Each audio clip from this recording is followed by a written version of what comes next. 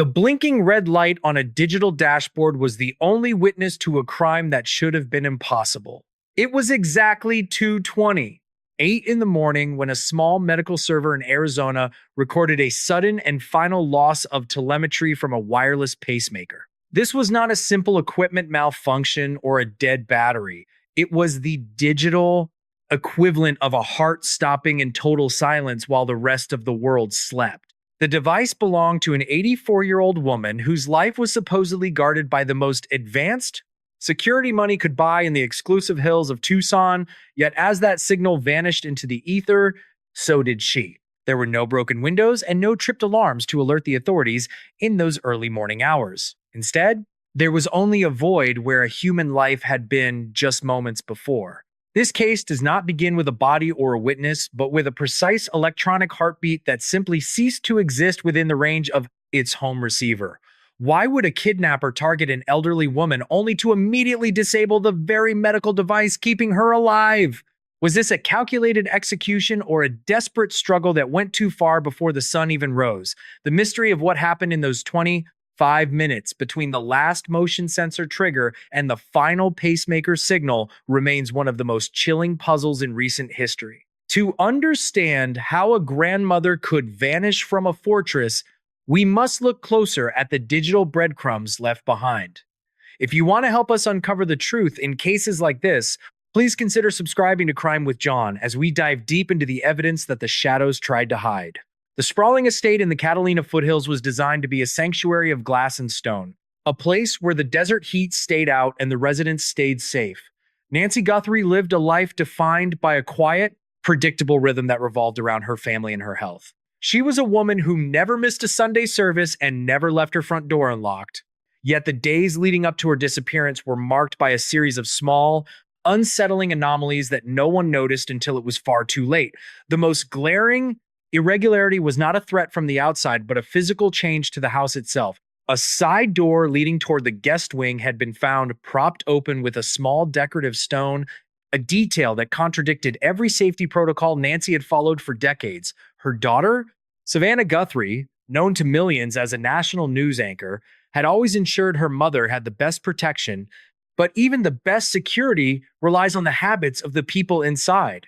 On that final evening, Tommaso Cioni dropped Nancy off at 9:50 after a peaceful family dinner. He watched as the heavy garage door descended, sealing her inside what should have been a monitored vacuum of safety. There were no suspicious cars idling on the curb and no strange figures lurking in the cacti. But inside the house, the atmosphere had already shifted. Nancy was a woman who relied heavily on a strict regimen of heart medication, yet on this night, the pill organizer on her nightstand remained untouched for the following morning. There is a specific kind of dread that comes from looking at a perfectly ordinary scene and realizing that the person who belonged there is simply gone. The house was not ransacked, and the expensive art on the walls remained untouched. It was as if Nancy had been plucked from her existence by someone who knew exactly where the cameras were and how to avoid them. As the desert wind began to howl through the canyons that night, a deep and heavy unease settled over the property, a feeling that the walls were no longer keeping danger out, but were instead trapping it in.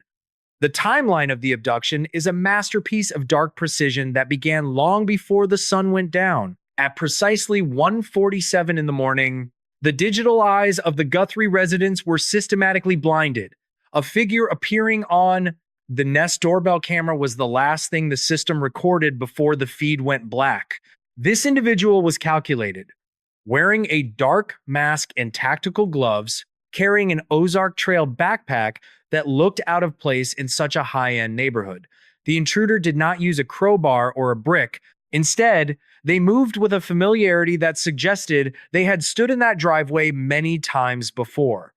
For 15 minutes, there is a total blackout in the data.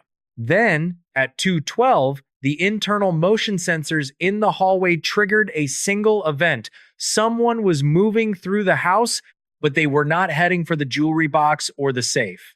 They were moving directly toward Nancy's bedroom. The silence of the desert night was broken only by the soft thud of footsteps on thick carpet. We know from the subsequent FBI investigation that at this exact moment, Nancy's phone was still plugged into the charger on her mahogany dresser. It never moved. Her wallet, containing her identification and credit cards, sat undisturbed in her purse in the kitchen. The intruder was not there for her wealth, at least not the kind you can carry out in a bag. Then came the moment that haunts the investigators.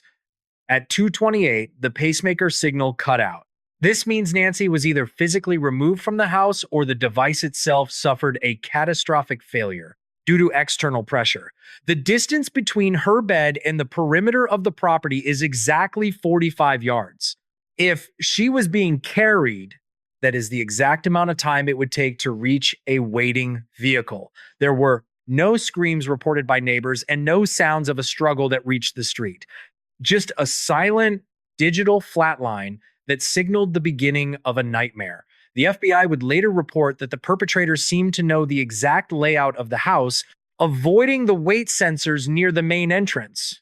This was not a random act of violence, but a surgical extraction performed with terrifying efficiency. When the sun finally rose over the Tucson mountains, the true scale of the horror began to emerge in the form of a single drop of red on a white tiled floor. The first responding officers from the Pima County Sheriff's Department expected to find a confused elderly woman who had perhaps wandered off into the desert. What they found instead was a crime scene that defied the typical logic of a kidnapping. As they moved through the foyer, they discovered a series of smears near the heavy oak front door. Forensic testing would later confirm these were high-velocity impact spatters of human blood, and the DNA matched Nancy Guthrie perfectly. This was the first peak of the investigation, a revelation that shifted the case from a missing person search to a violent felony. If this was a kidnapping for ransom, why was there enough blood on the floor to suggest a life-threatening injury? The presence of the blood near the exit suggested that Nancy had fought back or had been struck down just as she was being forced out of her home. Yet, despite this violence, the rest of the house was pristine. There were no signs of a break-in at any of the traditional entry points. The door that had been propped open earlier was now shut and locked from the inside. This creates a physical paradox that the authorities could not immediately explain. How does an intruder enter a locked house, kidnap a woman, leave a trail of blood, and then lock the door behind them as they exit through a different route? The blood was not just a sign of injury. It was a silent testimony to a struggle that the digital sensors had failed to capture. As the news of the disappearance broke nationally, the pressure on the investigators reached a fever pitch. Savannah Guthrie made an emotional plea on camera, but behind the scenes, the FBI was looking at a much darker possibility. They were not just looking for a kidnapper, they were looking for someone who had enough intimate knowledge of Nancy's life to know that at 2 a.m, she would be at her most vulnerable. The blood on the floor was the only voice Nancy had left, and it was screaming that something had gone horribly wrong long before the ransom notes ever arrived. To stay updated on every new development in this chilling mystery, make sure you have liked this video and are subscribed to the channel. The investigation immediately fanned out from the bloodstained foyer to the digital landscape of the entire Catalina Foothills. The FBI focused their attention on a very specific lead, a man standing approximately 5 feet 10 inches tall, carrying that distinctive 25-liter Ozark Trail backpack. This was not a common item for a professional kidnapper, leading profilers to believe the suspect might be someone trying to blend in as a hiker or a local traveler, but the search for this individual led them to a startling discovery in the house directly adjacent to the Guthrie estate. That property had been sitting vacant for 3 months, but when agents entered, they found evidence of a recent inhabitant. There were discarded water bottles and a clear line of sight from the upstairs window directly into Nancy's bedroom. This was a staging area, a place where the predator had watched the prey for days, if not weeks.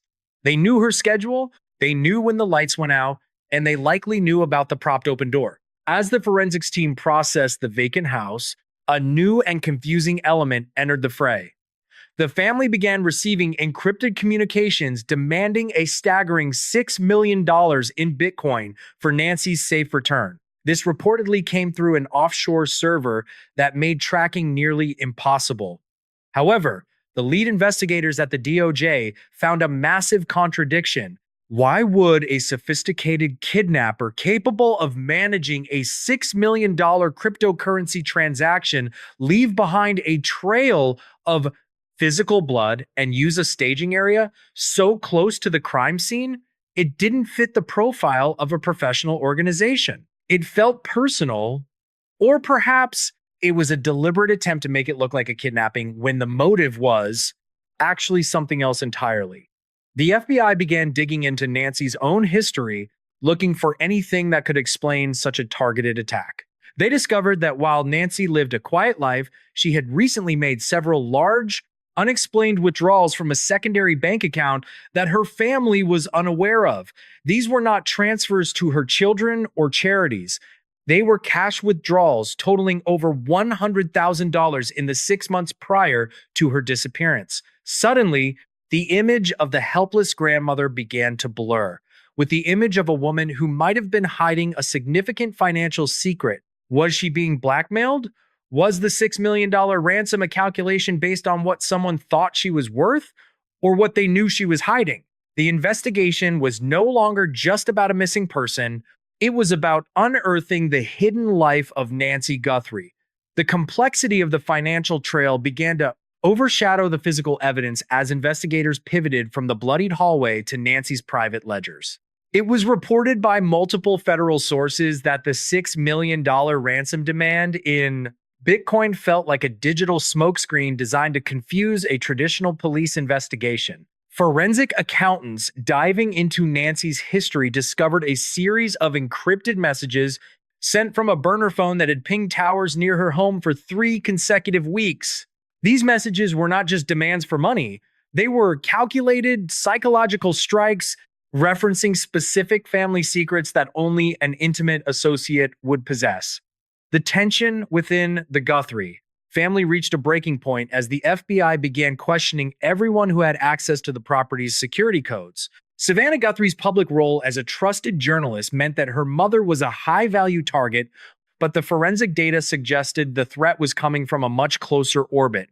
The presence of the Ozark Trail backpack in the vacant staging house was a specific signature, yet no DNA from the bag matched any known violent offenders in the national database. This led to a chilling realization that the person they were looking for might have no prior criminal record at all. The investigation slowed to a crawl as agents meticulously mapped every single person who had entered the Catalina Foothills estate over the previous 2 years. Every contractor, gardener, and delivery driver was scrutinized under a digital microscope. While the public prayed for a safe return, the internal theory of the case shifted toward a targeted abduction fueled by a long simmering resentment rather than a simple desire for cryptocurrency. The question that kept the lead investigators awake was why the intruder bothered to prop the door open hours before the strike. It suggested a level of premeditation that required a physical key or a deep knowledge of the household staff's habits. As the days turned into weeks without a second proof of life, the silence from the kidnappers became the most terrifying evidence of all. If this was about money, the negotiations should have been frantic. Instead, there was a cold, clinical void that suggested the ransom was never the primary objective. The blood found at the scene, which we previously noted as a sign of a violent struggle, began to look more like a marker of a permanent ending. We are standing at the edge of a revelation that will change everything you think you know about this family's safety. If you are finding this investigation as gripping as we are, please take a moment to subscribe to Crime with John to ensure you never miss the conclusion of these complex cases. The breakthrough that shattered the case occurred when the FBI finally reconciled the missing 25 minutes of the pacemaker data with the physical geography of the Tucson desert. We previously understood that the signal vanished at 2:28 in the morning, which Peak 1 left as an unexplained digital failure. However, the forensic recovery of the home's router revealed a hidden command executed from an external IP address just seconds before the pacemaker went dark. This was the second peak of the mystery. The moment where the technology meant to save Nancy was weaponized against her. The intruder had not just carried her away, they had used a signal jammer specifically tuned to the frequency of her medical implant. This explains the peak. One mystery of why there was so much blood, but no sounds of a struggle recorded by the internal microphones. The jammer caused the pacemaker to malfunction internally, inducing a physical collapse that rendered Nancy incapable of screaming or resisting as she was dragged toward the propped open door. This level of technical sophistication pointed directly to someone with an engineering background or specific medical industry knowledge. When the authorities cross-referenced this technical signature with the list of former employees and consultants associated with the family's business interests, one name emerged from the shadows. A former security technician who had been dismissed a year prior had been seen purchasing the exact model of the Ozark Trail backpack found in the staging area. This individual had been responsible for installing the very Nest cameras he later blinded. The motive was not the $6 million in Bitcoin. That was a diversion to lead the FBI toward international cybercriminals. The true motive was a vengeful retaliation for a perceived professional slight that had cost the technician his career. He knew the house was a fortress, so he turned the fortress into a trap. He knew the pacemaker was her lifeline, so he turned it into a kill switch. This revelation transformed the case from a kidnapping into a cold-blooded hunt. The technician had used the vacant house next door not just to watch Nancy, but to test his jamming equipment against her specific device frequency. The blood on the floor was the result of Nancy falling against the door frame when her heart rhythm was disrupted by the electronic interference. The perpetrator didn't need to be a monster of physical strength. He just needed to be a master of the digital signals that Nancy trusted to keep her alive. The tragedy of the Guthrie case is that the very tools installed to provide peace of mind were the tools used to facilitate her disappearance. As the legal net tightened around the primary suspect, the search for Nancy moved into its most somber phase. Federal agents tracked the technician's vehicle to a remote area of the Coronado National Forest, where the rugged terrain makes a physical search nearly impossible without specific coordinates. Despite the high level of technical evidence and the recovery of the jammer, Nancy Guthrie has not been found. The suspect remains in federal custody, facing charges of kidnapping and interstate extortion, but he has maintained a wall of silence regarding Nancy's final location. The resolution of this case is a hollow one for the Guthrie family. They have the answers of how it happened and who was responsible, but they lack the one thing that matters most. The house in Catalina Foothills has been sold. Its glass walls no longer able to provide the illusion of security for a family that has seen the darkest side of technological vulnerability. Savannah Guthrie continues to use her platform to advocate for stricter regulations on consumer surveillance and medical device security, turning her personal grief into a mission for public safety. But even with the best laws, there remains a lingering question that no investigator has been able to answer. Why did the technician choose that specific night? And was there a final conversation between him and Nancy in those 25 minutes of digital silence? The encrypted emails have ceased, and the Bitcoin wallet remains empty and untouched, a digital monument to a plan that was more about destruction than greed. The desert has a way of swallowing secrets, and Nancy Guthrie's fate is now one of them. The investigation is officially ongoing, with the FBI offering a significant reward for any information leading to the recovery of her remains. For the community in Tucson, the case serves as a permanent reminder that the most dangerous intruder is the one who already has the keys to your world. As we close this chapter of the investigation, we are left to wonder how many other digital shadows are watching from the vacant houses next door. The disappearance of Nancy Guthrie offers a stark analytical lesson in the evolution of modern crime and the fallacy of the smart home. From a practical perspective, this case demonstrates that our reliance on interconnected medical and security devices creates a centralized point of failure that can be exploited by those with specialized technical knowledge. The lesson for all of us is that physical security, like deadbolts and manual alarms, must never be fully replaced by digital convenience. We must recognize the signs of technical surveillance, such as intermittent signal drops or unusual router activity, as potential precursors to physical entry. On a broader social level, this case teaches us about the shifting nature of vulnerability for the families of public figures. We are living in an era where professional grievances are no longer settled in boardrooms or through HR departments, but are increasingly played out through targeted, high-tech strikes against the most defenseless members of a family. The Guthrie case highlights a critical gap in our legal and technical infrastructure regarding the security of life-saving medical implants. When a pacemaker can be turned into a tracking device or a weapon, we have entered a new frontier of forensic necessity.